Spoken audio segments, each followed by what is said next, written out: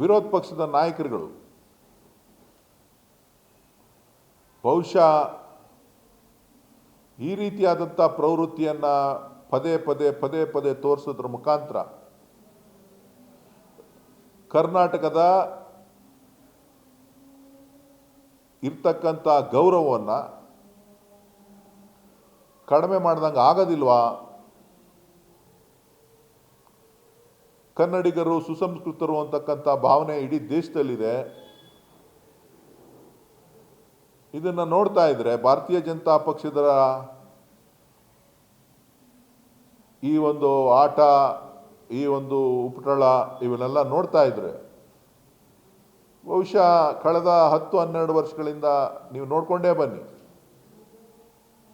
ಯಾರ್ಯಾರು ಜನಪ್ರತಿನಿಧಿಗಳಿದ್ದಾರೆ, ಯಾರ್ಯಾರು ಹೆಣ್ಣು ಮಕ್ಕಳ ಮೇಲೆ ನಡೆದಂಥ ಅನೇಕ ಪ್ರಕರಣಗಳು ಒಂದಾದ್ಮೇಲೊಂದು ಅವರು ಬಳಸ್ತಕ್ಕಂಥ ಭಾಷಾ ಪ್ರಯೋಗ ಇವೆಲ್ಲವನ್ನು ಗಮನಿಸಿದಾಗ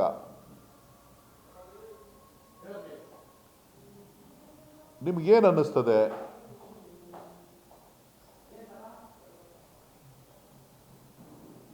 ಸೊ ಹಾಗಾಗಿ ಎಲ್ಲೋ ಒಂದು ಕಡೆ ಮೌಲ್ಯಗಳು ಕುಸಿತಾ ಇದೆ, ಓಲೈಸ್ಕೊಳ್ತಕ್ಕಂಥ ಪ್ರವೃತ್ತಿ ಹೆಚ್ಚುತ್ತಾ ಇದೆ.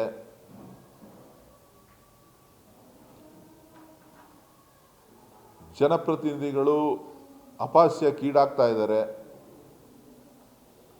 ಸೊ ಇದು ಎಚ್ಚರಿಕೆಯಿಂದ ನಡಿಬೇಕು ಅಂಥೇಳಿ ನಾನು ಒತ್ತಾಯವನ್ನು ಮಾಡ್ತೇನೆ. ಸಿ ಟಿ ರವಿ ಏನು ಬೇಕಾದ್ರೂ ಆರೋಪ ಮಾಡ್ತಾರ್ರಿ. ಸಿ ಟಿ ರವಿ ಆರೋಪ ಮಾಡೋದ್ರಲ್ಲಿ ಎಕ್ಸ್ಪರ್ಟು. ಸಿ ಟಿ ರವಿ ಆರೋಪ ಮಾಡೋದ್ರಲ್ಲಿ, ಸಿ ಟಿ ರವಿ ಮಾತನ್ನು ತೀರ್ಸೋದ್ರಲ್ಲಿ ಎಕ್ಸ್ಪರ್ಟ್ ಇದ್ದಾರೆ.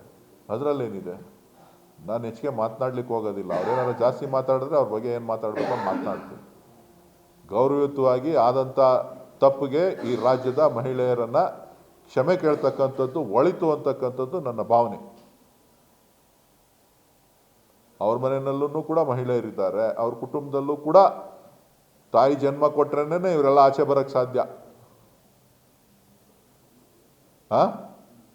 ತಾಯಿ ಜನ್ಮ ಕೊಡಲಿಲ್ಲ ಅಂತ ಅಂದರೆ ಇವ್ರು ಯಾರೂ ಆಚೆ ಬರೋಕ್ಕೆ ಸಾಧ್ಯ ಇಲ್ಲ. ಸೊ ಬೇರೆ ಏನಾದ್ರು ಹೊಸ ಐಡಿಯಾನ ಇವರು ಕಳೆದ 10 ವರ್ಷದಿಂದ ಹುಡುಕಿದಾರೋ ಏನೋ ನನಗೆ ಗೊತ್ತಿಲ್ಲ. ಹುಡುಕಿರಬೇಕು ಅಂತ ಕಾಣಿಸ್ತದೆ. ಯಾವುದೋ ಒಂದು ಸ್ಟೇಟ್ಮೆಂಟು ನೋಡಿದ್ದೆ. ಕರ್ಣ ಹುಟ್ಟದ ರೀತಿಯಲ್ಲಿ ಜನ್ಮ ತಾಳಿರ್ಬೋದಾ? ಪ್ರಧಾನ ಮಂತ್ರಿಗಳೇ ಒಂದು ಹೇಳಿಕೆನಲ್ಲಿ ಹೇಳಿದ್ದಾರೆ, ಏನಂತ, ನಾನು ಆ ದೈವ ಸಂಭೂತ ಹಂಗೆ ಹುಟ್ಟಿರೋದು ಅಂತ.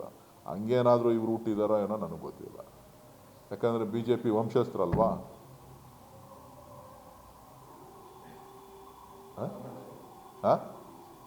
ನನಗನ್ನಿಸ್ತದೆ BJPನಲ್ಲಿ ಲಂಗು ಲಗಾಮ್ ಇಲ್ಲ ಅಂತ ಕಾಣಿಸ್ತದೆ. ಅದಕ್ಕೆ ಈ ರೀತಿಯಾದಂಥ ಹೇಳಿಕೆಗಳು ಪದೇ ಈ ರೀತಿಯಾದಂಥ ನಡವಳಿಕೆಗಳು ಪದೇ ಬರ್ತದೆ.